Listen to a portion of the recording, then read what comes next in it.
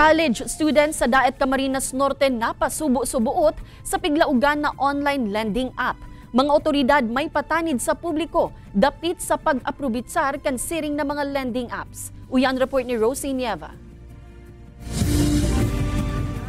Di na nagduwang isip ang sarong 23 anyos na college student kan Daet Camarines Norte na magreklamo sa mga otoridad kan napasubo ini sa piglaugan na online lending application.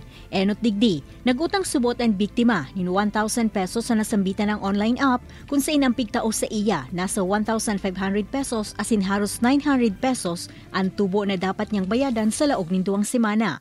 Nakabayad man subot siya sa tamang oras, alagad.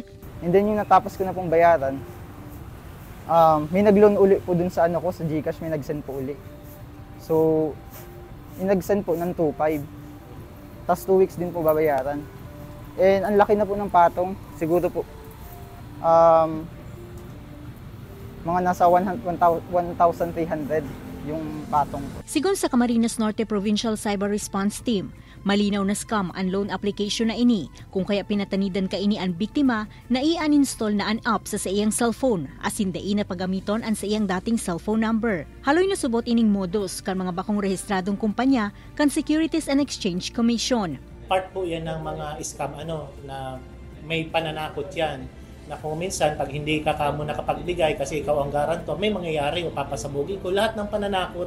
Nagpagirumduman ang mga otoridad sa publiko na kung mangungutang, syertohon na totoo asin legal ini para malikaya na mabiktima kan mga siring na modus.